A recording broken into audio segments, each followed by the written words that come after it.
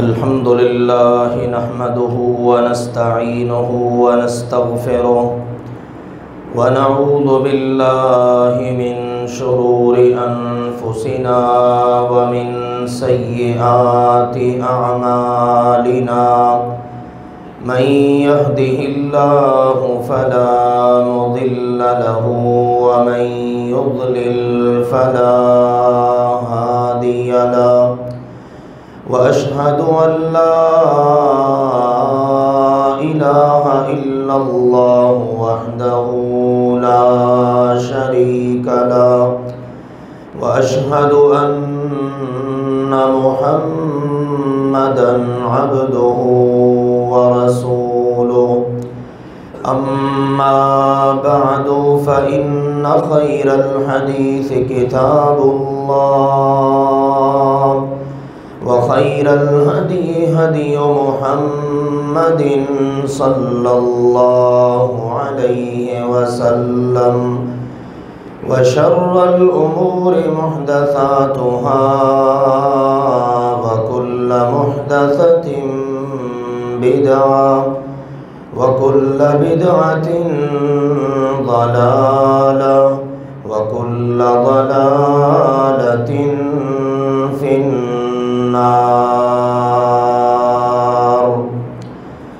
يا أيها الذين آمنوا اتقوا الله حق تقاته ولا تموتن إلا وأنتم مسلمون. يا أيها الناس اتقوا ربكم الذي خلقكم من نفس واحدة وخلق منها زوجها وبث منهما رجالا كثيرا ونساء واتقوا الله الذي تساءلون به والأرحام إن الله كان عليكم رقيبا. يا أيها الذين آمنوا اتقوا الله وقولوا قولا سديدا يصلح لكم أعمالكم ويغفر لكم ذنوبكم ومن يطع الله ورسوله فقد فاز فوزا عظيما. أما بعد فأعوذ بالله من الشيطان الرجيم. بسم الله الرحمن الرحيم. وكذلك نري إبراهيم ملكوت السماوات والأرض وليكون من الموقنين.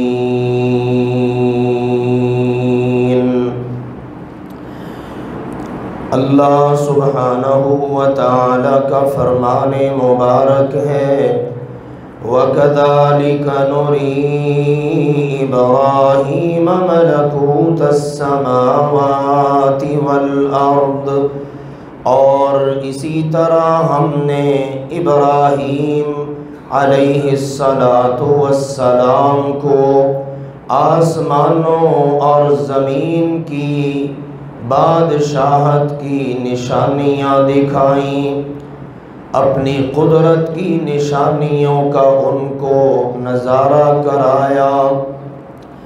وَلِيَكُونَ مِنَ الْمُوقِنِينَ، اور اس کا مقصد یہ تھا تاکہ وہ یقین کرنے والوں میں سے ہو جائیں.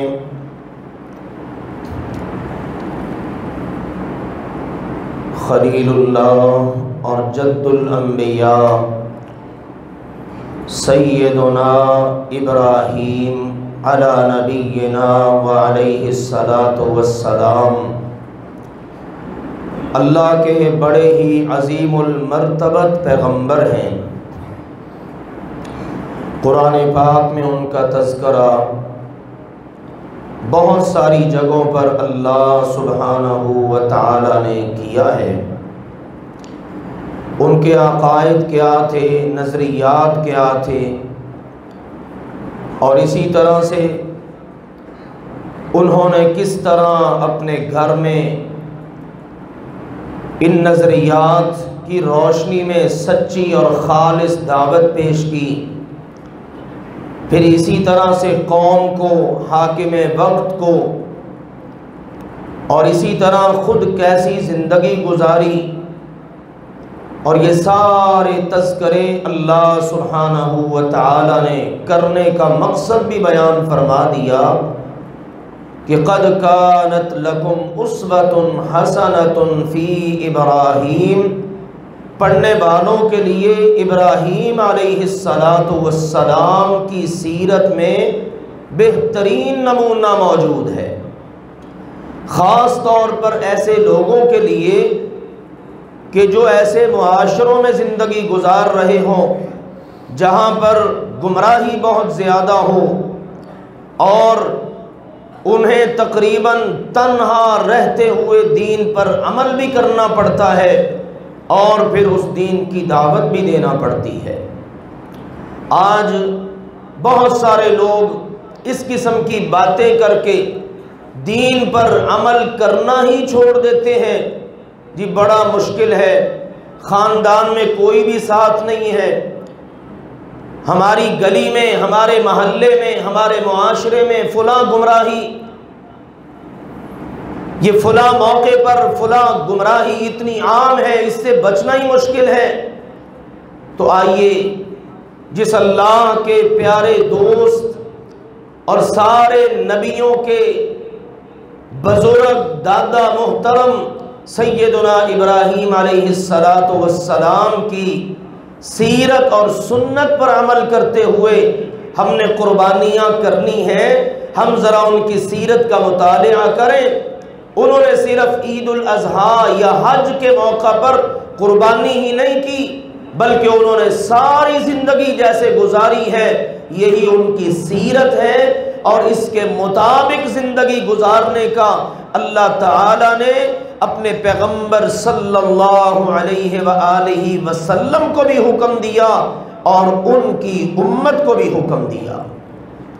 اس لیے میرے پیارے بھائیوں، محترم بزرگوں، سیرت ابراہیم، اس کا مطالعہ ایمان کو جلا بخشتا ہے اور عمل کے لیے بندے کو حوصلہ دیتا ہے، اور مشکل اوقات میں اور مشکلات سے گھرے ہوئے معاشرے میں زندگی اسلام، دین، اللہ رسول کی فرمانبرداری کے مطابق گزارنے کا رنگ، ڈھنگ اور سلیقہ سکھاتا ہے۔ اب آپ دیکھیے، آج ہم ذکر کرنے جا رہے ہیں سورۃ الانعام سے، بڑا خوبصورت ذکر ہے۔ امام ابن کثیر علیہ الرحمہ نے جو اپنی مایہ ناز کتاب لکھی، اس میں سے اہل علم نے انتخاب کیا، اور یہ بڑا خوبصورت انداز اللہ تعالیٰ نے کیسے کیسے ان کا ذکر کیا۔ ہم نے ذکر شروع کیا ہے، لیکن آگے عید سے پہلے صرف ایک جمعہ باقی ہے، ذکر مکمل نہیں ہوا، مکمل تو کیا ابھی آدھا بھی نہیں ہوا۔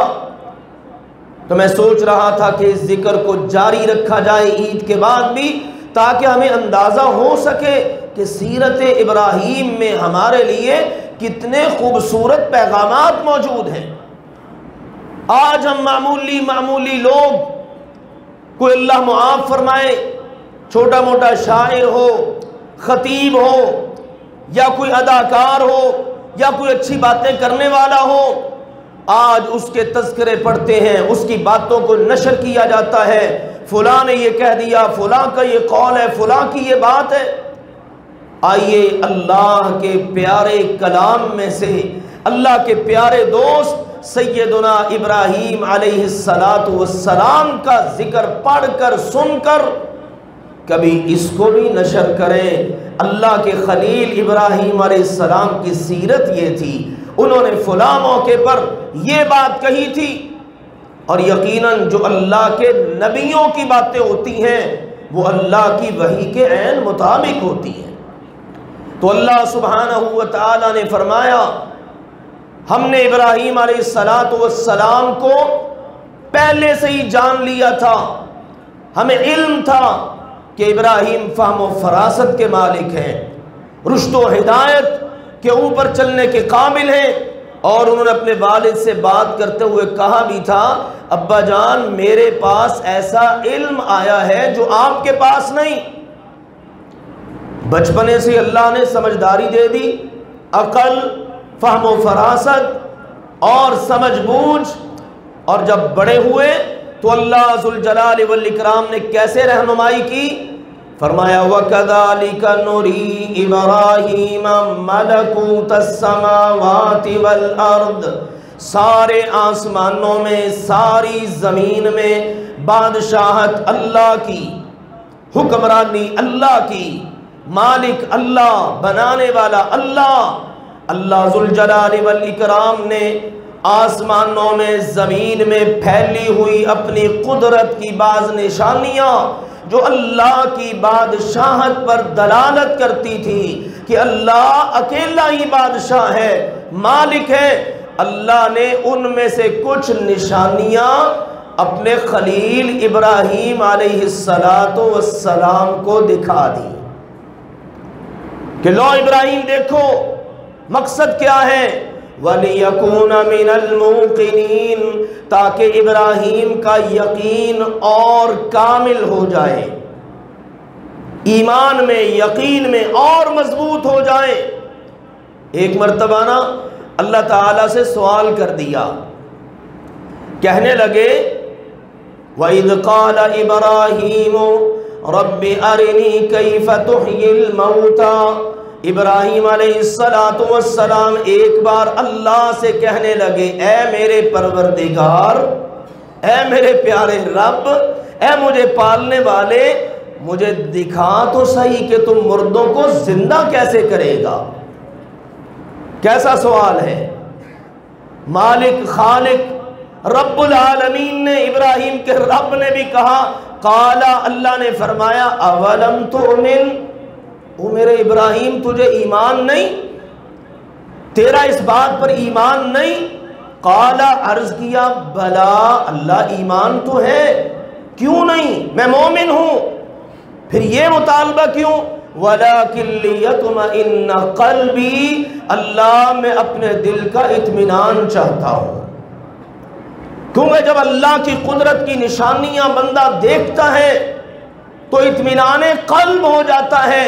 لیکن یاد رکھو میرے پیارے بھائیوں، اطمینان قلب اس کو ہوگا جس کا قلب سلیم ہوگا، دل اچھا ہوگا، مومن والا دل ہوگا، وگرنہ اگر ہوا دل الٹا تو پھر اس پر ان باتوں کا کوئی اثر نہیں ہوتا۔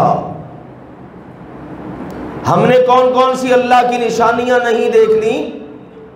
زلزلے دیکھ لیے، طوفان دیکھے، انسانیت لقمہ اجل بنتی ہوئی دیکھی، کیسے کیسے ہولناک، حتیٰ کہ اپنی انفرادی زندگیوں میں آئے روز کتنی بڑی بڑی نشانیوں کا ہم ملاحظہ کرتے ہیں، لیکن کتنا اطمینان قلب ہوتا ہے یا کتنا اللہ پر ایمان و یقین میں اضافہ ہوتا ہے، ہم سب اپنے بارے میں بخوبی جانتے ہیں۔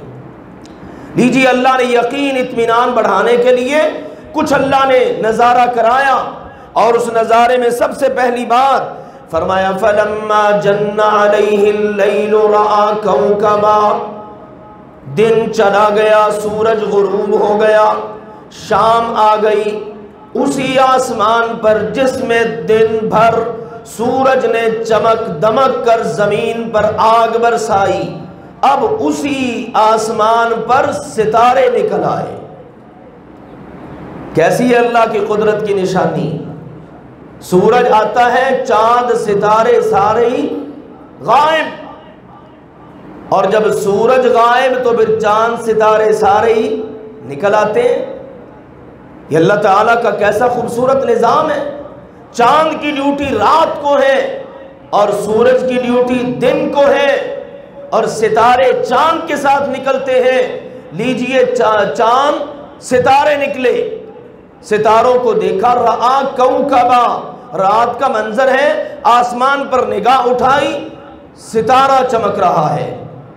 قال ھذا ربی، فرمانے لگے اچھا یہ ہے میرا رب جس کو میری قوم پوجتی ہے۔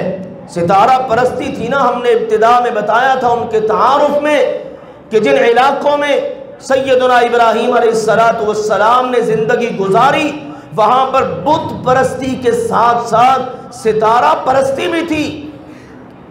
اب یہ دیکھا اچھا یہ ہے میرا رب، میرے ابا جی کا رب، میری قوم کا رب، ہمارا یہ رب ہے۔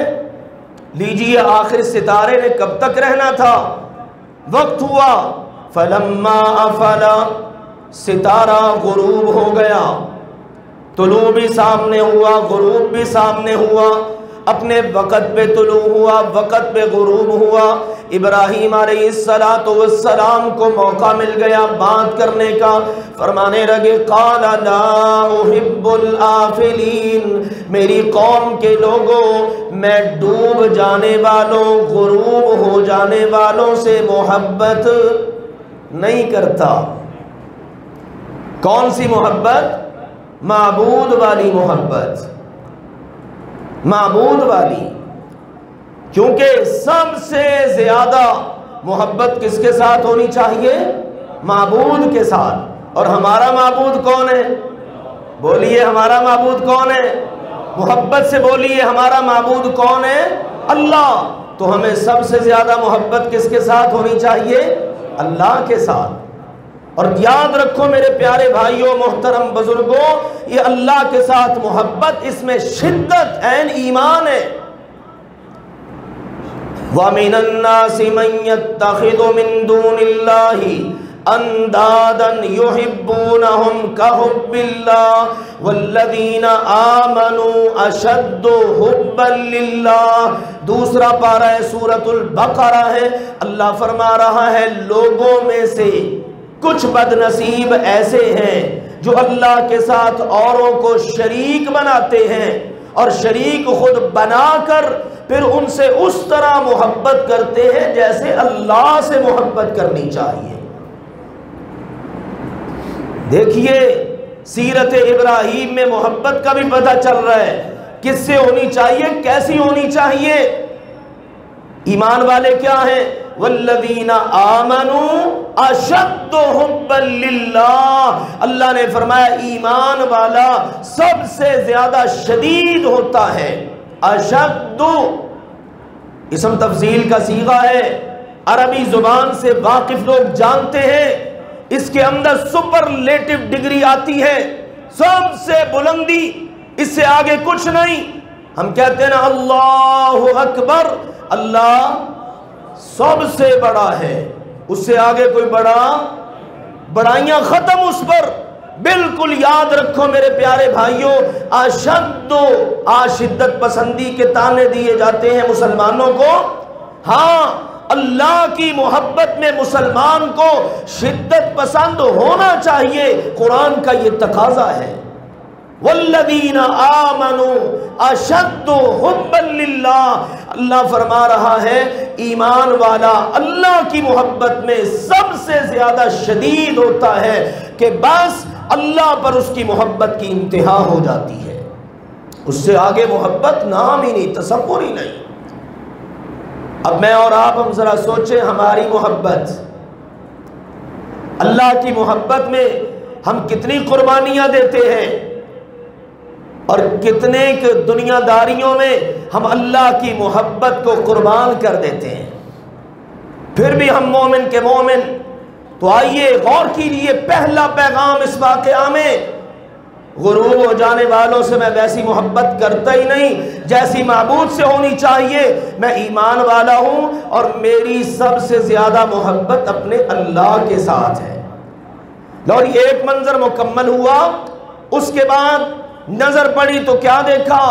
فَلَمَّا رَأَى الْقَمَرَ بَازِغًا، دیکھا کہ چاند چمک رہا ہے.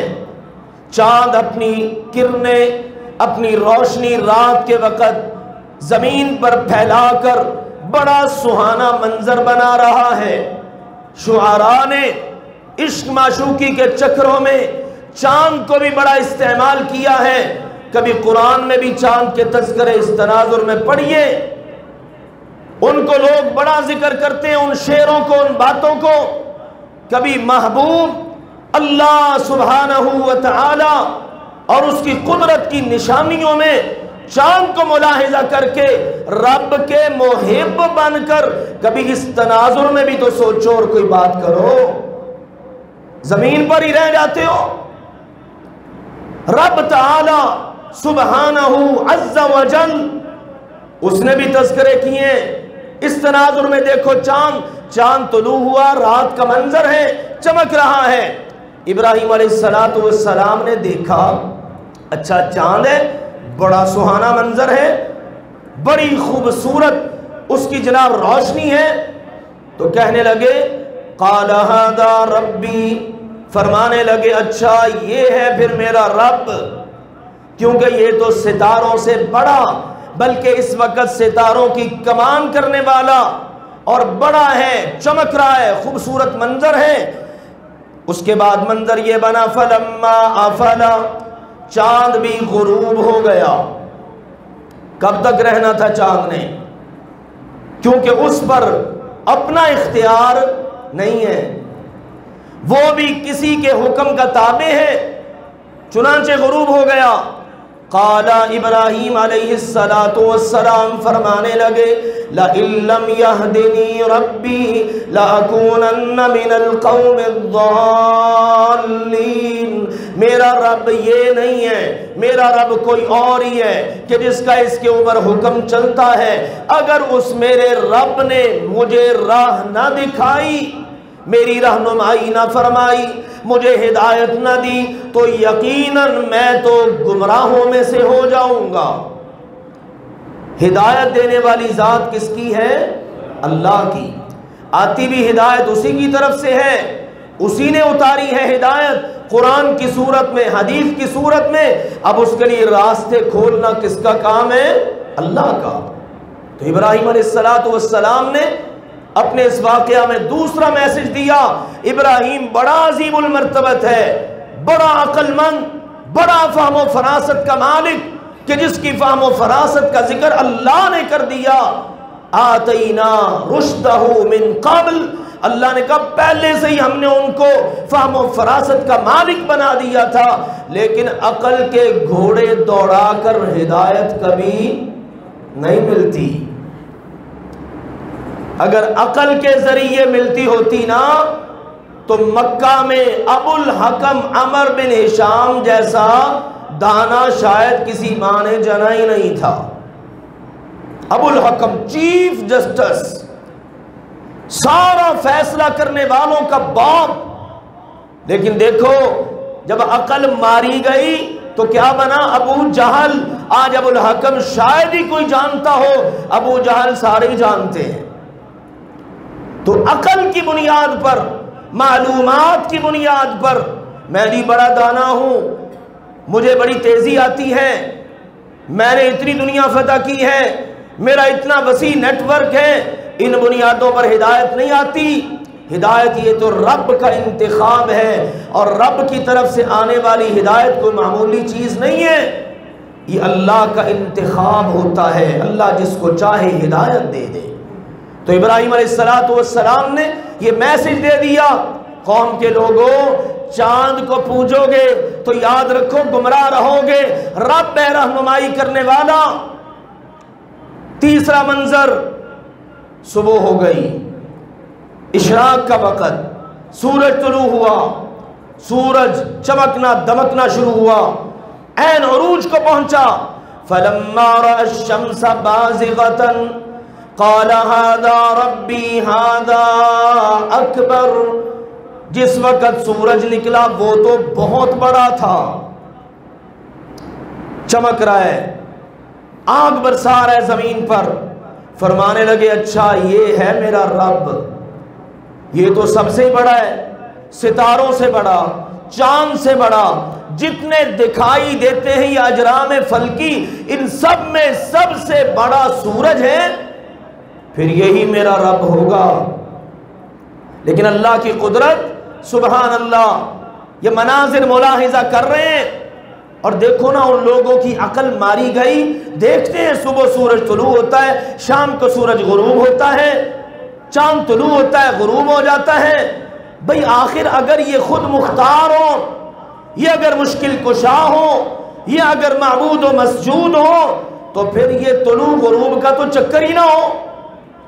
اللہ نے بھی فرمایا نا وَمِنْ آيَاتِهِ اللَّيْلُ وَالنَّهَارُ وَالشَّمْسُ وَالْقَمَرُ لَا تَسْجُدُوا لِلشَّمْسِ وَلَا لِلْقَمَرِ وَاسْجُدُوا لِلَّهِ الَّذِي خَلَقَهُنَّ، لوگو یہ رات، یہ دن، یہ سورج، یہ چاند اللہ کی قدرت کی نشانیوں میں سے کچھ نشانیاں ہیں، اور سنو لا تسجدوا للشمس ولا للقمر، کبھی سورج کو اور چاند کو سجدہ نہ کرو۔ اللہ نہیں پھر کس کو کریں؟ آپ تو بار بار کہتے ہیں سجدہ کرو، سجدہ کرو، عبادت کرو، کہا وَاسْجُدُوا لِلَّهِ الَّذِي خَلَقَهُنَّ، سجدہ اس کو کرو جس نے ان کو پیدا کیا ہے۔ کتنا میرے عزیزوں خوبصورت پیغام مل رہا ہے۔ سجدہ کس کو کرے؟ جس نے، بولیے، جس نے پیدا کیا ہے۔ جو پیدا ہوا ہے اس کو سجدہ نہیں ہے۔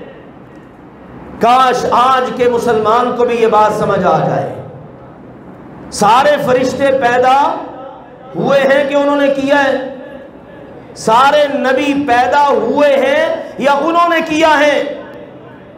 سارے اولیاء کرام، سارے صلحاء، سارے اتقیاء، اللہ نے جو سب سے پہلی چیز پیدا کی اس سے لے کر قیامت تک، یہ سارے کا سارا جہان، یہ سب کیا ہے؟ مخلوق۔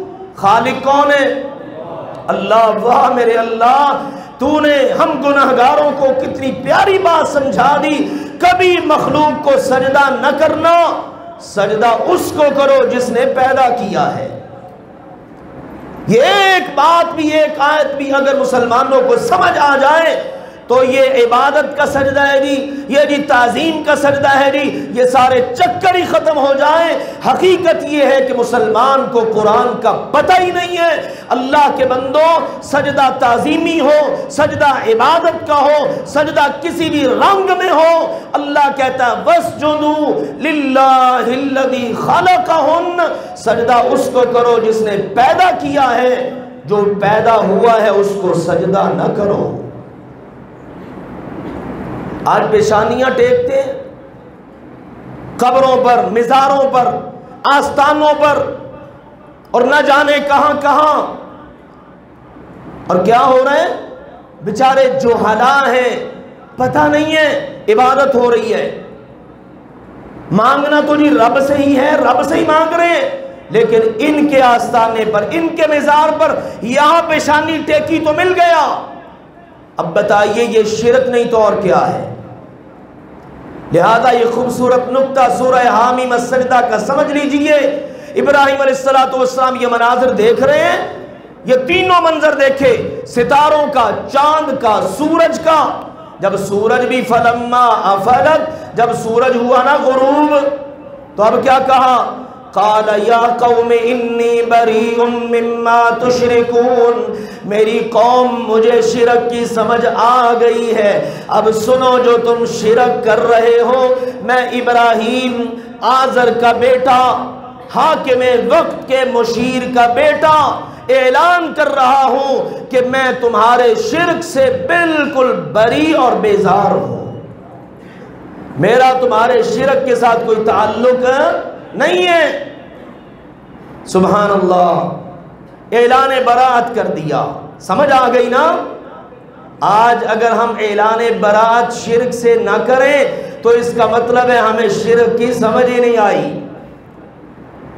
شرک کی سمجھ آ جائے، اور یہ نظر آتا ہے کہ ہر چمکتی چیز سونا نہیں ہوتی، ہر طلوع ہونے والا کسی بھی رنگ میں، بڑی پگڑی ہے، بڑی داڑھی ہے، بڑے پیر صاحب ہیں، بڑے پہنچے ہوئے ہیں، بڑے کرنی والے ہیں، کیا آج آپ دیکھ نہیں رہے وہ قبروں سے مزاروں سے ہوتا ہوا شرک آج زندہ پیروں کے پاس آ چکا ہے؟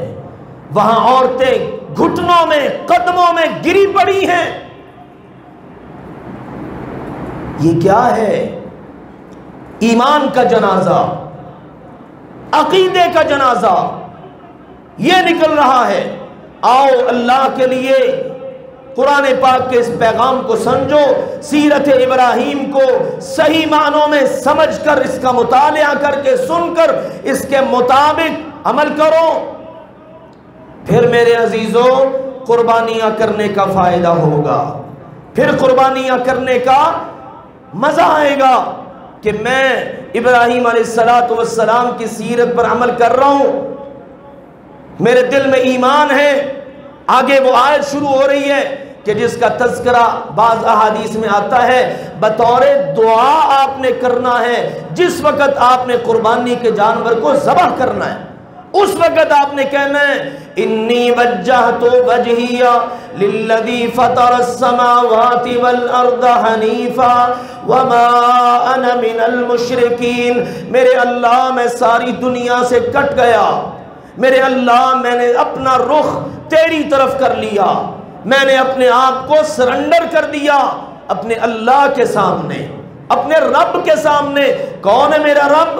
جس نے آسمانوں کو اور زمین کو پیدا کیا، اور میں یک رخ ہوں، دو رخا نہیں، کئی رخا نہیں، میں منافق نہیں، میں مشرک نہیں، میرا شرک کرنے والوں سے کوئی تعلق نہیں۔ یہ آیت آپ نے، یہ دعا اس وقت پڑھنی ہے، آپ نے اعلان کرنا ہے، اپنی زبان سے اقرار کرنا، بتانا ہے اللہ یہ تیرے نام پہ قربانی کرنے لگا ہوں۔ میرا اندر عقیدہ یہ ہے، کیونکہ اللہ کہتا ہے تم جانور دیکھتے ہو، اللہ تمہارے دلوں کو دیکھتا ہے۔ اس وقت جو تم نے عقیدہ بولنا ہے نا، اللہ اس کو دیکھ رہا ہے، یہ کس عقیدے کے ساتھ قربانی کر رہا ہے۔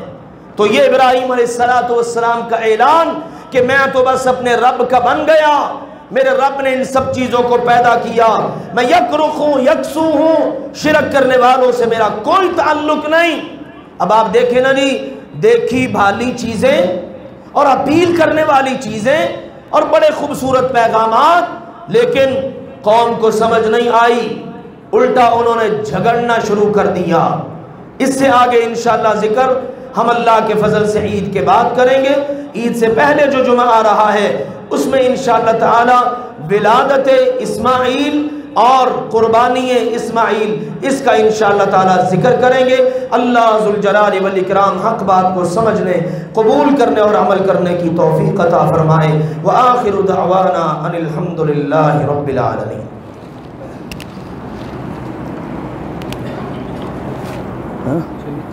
چوبی کی بندی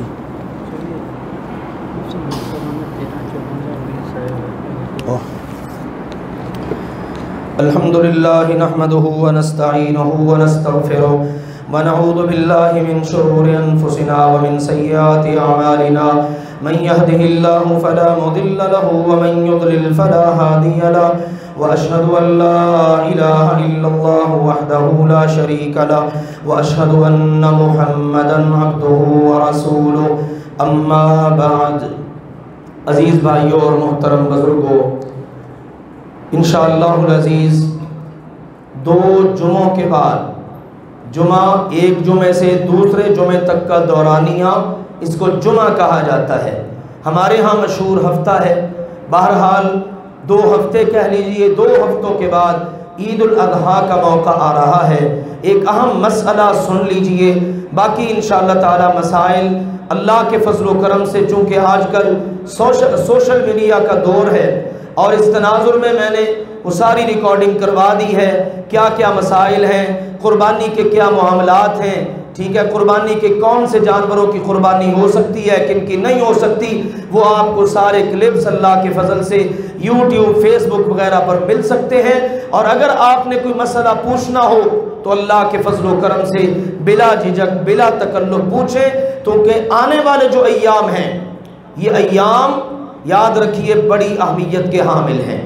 یکم ذی الحج سے لے کر 10 ذی الحج تک نبی اکرم صلی اللہ علیہ وسلم نے فرمایا ان دنوں میں جو نیک عمل بھی کیا جائے گا نا، اس کا عمل عام دنوں میں کیے جانے والے ہر عمل سے زیادہ افضل بھی ہے اور اللہ کو محبوب بھی ہے۔ صحابہ کرام کہنے لگے اللہ کے نبی صلی اللہ علیہ وسلم جی، کیا عام دنوں میں جہاد کیا اس سے بھی زیادہ افضل ہے اور اس سے بھی زیادہ اللہ کو محبوب ہے؟ آپ نے فرمایا ہاں، الا رجل خرج بنفسه وماله فلم يرجع بذلك من شيء، ہاں سب سے بڑھ کر ہے، لیکن ایک خوش نصیب ایسا ہے کہ جو اپنی جان اور اپنا مال سب لے کے اللہ کی راہ میں نکل گیا، مال بھی کام آ گیا، جان بھی شہید ہو گئی، اس کے درجے سے کم باقی سب سے زیادہ ان دنوں میں کیا جانے والا نیک عمل ہے۔ لہٰذا میرے پیارے بھائیوں، آج 24 یا 25 ذی القعدہ ہے، تو 4-5 دن پیچھے باقی ہیں، اس کے بعد وہ 10 ذی الحجہ شروع ہو جائے گا۔ بڑی اس کی فضیلت ہے، اذکار کا اہتمام کریں، نوافل کا اہتمام کریں، قرآن کی تلاوت کا اہتمام کریں، اور اسی طرح سے صدقہ و خیرات کا اہتمام کریں، روزے رکھیں۔ اللہ کے نبی صلی اللہ علیہ وسلم کے بارے میں آتا ہے کان یصوم 9 ذی الحجہ، اللہ کے نبی صلی اللہ علیہ وسلم ذی الحجہ کے 9 دنوں کے روزے رکھا کرتے تھے، اتنی زیادہ ان کی اہمیت ہے۔ ایک اور اہم کام کرنے والا، جس آدمی کا ارادہ ہو، من اراد ان یضحی، جس کا ارادہ ہے کہ میں نے قربانی کرنی ہے، تو اللہ کے نبی کریم صلی اللہ علیہ وسلم نے فرما دیا اب اس کو چاہیے اپنے جسم کے بالوں کو نہ کاٹے، نہ چھوٹا کرے، نہ منڈوائے، اور اپنے ناخنوں کو بھی نہیں کاٹنا۔ ناخنوں کی اور جسم کے بالوں کی پابندی، نہ حجامت بنوانی ہے سر کے بالوں کی، نہ بغلوں کے بال، نہ زیر ناف بال، اور نہ ہی داڑھی کے بال۔ کیا خیال ہے جی؟ عموماً کیا ہوتا ہے، لوگ ماشاءاللہ اہتمام کر لیتے ہیں، 10 دن داڑھی بڑھ جاتی ہے، اور 10 ذی الحجہ کو عید کے بعد شاید قربانی بھی بعد میں ہوتی ہے، لیکن داڑھی کی قربانی پہلے ہی ہو جاتی ہے۔ ایسا نہ کرو میرے پیارے بھائیوں، سچی بات ہے، آپ سوچتے نہیں ہیں۔ میں کہتا ہوں بس اتنی سی بات ہی ہم سوچ لیں، ہمیں اللہ کے نبی کے ساتھ بے پناہ محبت ہے۔ کیوں جی؟ ہے نا، ایمان ہے۔ سب سے زیادہ محبت اللہ کے بعد نبی پاک صلی اللہ علیہ وسلم تھے، اور نبی اکرم صلی اللہ علیہ وسلم ہم سب جانتے ہیں آپ جیسا حسین و جمیل کائنات میں اللہ نے کوئی بنایا ہی نہیں ہے۔ کوئی ایک بات کسی نے بیان کر دی ہو کہ اللہ کے نبی کے چہرے پر داڑھی نہیں تھی؟ اللہ کے نبی کریم صلی اللہ علیہ وسلم داڑھی رکھ کر بھی کیا تھے؟ سارے حسینوں کے سردار۔ اور آج میں کیا سمجھتا ہوں، داڑھی منڈوا دوں گا، منڈوا کے اچھا لگوں گا؟ نہیں، اگر اسی حالت میں موت آ گئی سوچ لیا کریں، یہ دعوت غور و فکر ہے۔ سچی بات ہے، قیامت کے دن جیسی حالت میں بندہ دنیا سے جائے گا نا ویسے ہی اٹھے گا۔ اللہ کے نبی صلی اللہ علیہ وسلم کے چہرہ انور پر داڑھی مبارک سجی ہو اور ہم داڑھیوں کے بغیر، تو آؤ میرے پیارے بھائیوں، عزم کرو، داڑھیوں کو بڑھاؤ۔ ہمارے نبی کا حکم ہے مونچھوں کو کٹاؤ، کتراؤ، چھوٹا کرو، یہ ہمیں ماننا چاہیے۔ لیکن ان 10 دنوں میں نہ مونچھیں، نہ زیر نہ بال، نہ بغلوں کے بال، نہ سر کے بالوں کی حجامت، یہ اس کے لیے پابندی ہے جس نے قربانی کرنی ہے۔ اب بعض اہل علم فرماتے ہیں ہم صرف وہی پابندی کریں، باقی گھرانے کے افراد کو ضرورت نہیں ہے۔ بعض کہتے ہیں چونکہ سب کی طرف سے قربانی ہونی ہے لہذا سب کو یہ اہتمام کرنا چاہیے۔ امام ابن سیرین رحمہ اللہ تعالیٰ تو ایسے کیا کرتے تھے، اپنے گھر کے بچوں کے ناخن اور بال بھی ان دنوں میں روک دیتے تھے، کبھی ہم سب نے قربانی کرنی، ہم سب کی طرف سے، لہٰذا احتیاط اسی میں ہے۔ سب اہتمام کریں لیکن کم از کم اس بندے کو ضرور کرنا چاہیے جس نے قربانی کرنی ہے۔ تو یہ بعض اہم مسائل اس وقت میرے ذہن میں تھے، انشاءاللہ کچھ مسائل کا ذکر قربانی کے حوالے سے اگلے جمعے ہو جائے گا۔ اللہ سمجھنے اور عمل کرنے کی توفیق عطا فرمائے۔ اس ہفتے اللہ تعالیٰ کی قدرت دیکھیے، ایک ایسی شخصیت دنیا سے رخصت ہوئی ہے جنہیں اردو دان طبقہ خاص طور پر اور پوری دنیا میں ہی عربوں میں بھی ان کا تعارف ایک مفسر قرآن کے طور پر تھا۔ میری مراد حضرت حافظ صلاح الدین یوسف صاحب رحمہ اللہ تعالی وفات پا گئے۔ ایک بہت علمی جو ہے نا ذخیرہ وہ اللہ دنیا سے واپس لے گیا۔ سینکڑوں کی تعداد میں کتابوں پر مقدمے، تقریضات، ٹھیک ہے نا، سبحان اللہ، بڑا کام کیا۔ میں کہتا ہوں صرف ایک کام ان کا جو تفسیر انہوں نے لکھی ہے نا، اور سعودی عرب مدینہ منورہ سے بلا مبالغہ وہ لاکھوں کی تعداد میں پرنٹ ہو کر چھپ کر اردو دان طبقہ ہر حاجی کو ملتی، ہر عمرہ کرنے والے کو ملتی، یہ اللہ کی طرف سے قبولیت ہی تھی۔ اللہ ان پر اپنی بے شمار رحمتیں نازل فرمائے۔ اسی طرح اور بھی ہم سب کے لیے دعا گو ہیں، اللہ تعالیٰ سب کی مغفرت فرمائے، سب کے درجات کو اللہ ذوالجلال والاکرام بلند فرمائے۔ بیماروں کے لیے بھی دعا ہے۔ محترم حافظ خبیب صاحب کی بیٹی بیمار ہے، ہم دعا کرتے ہیں اللہ تعالیٰ انہیں بھی شفائے کاملہ عاجلہ عطا فرمائے، اور بھی جتنے بیمار ہیں اللہ اپنی رحمت سے سب کو شفائے کاملہ عاجلہ عطا فرمائے۔ آخری اعلان ہے میرے عزیزوں، الحمدللہ القدس ویلفیئر فاؤنڈیشن کی طرف سے ہر سال کی طرح اس سال بھی الحمدللہ قربانی اجتماعی اس کا اہتمام ہے۔ اونٹ کی قربانی کا، گائے کی قربانی کا، اسی طرح سے بکروں کی قربانی کا، آپ میں سے جو احباب اس میں حصہ ڈالنا چاہتے ہیں وہ باہر یہ مسجد کی دیوار کے ساتھ ہی، مسجد کے ساتھ ہی بالکل وہ دفتر ہے، اس کے اندر اللہ کے فضل و کرم سے رابطہ کر لیں۔ القدس ویلفیئر فاؤنڈیشن کی طرف سے جن کی ذمہ داری لگائی گئی ہے وہ ہے محترم میاں افضل صاحب، آپ ان کے ساتھ رابطہ کر لیں، یہ باہر ان کا نمبر بھی لکھا ہوا ہے، اور حصہ ہے 15,000 روپیہ، 15,000 روپیہ۔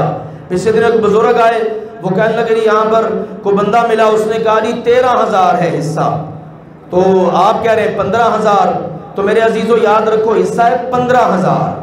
یہ کوئی ایسے ہی کوئی بندہ ادھر ادھر کوئی بات کرے تو بالکل غیر معقول قسم کی بات ہے۔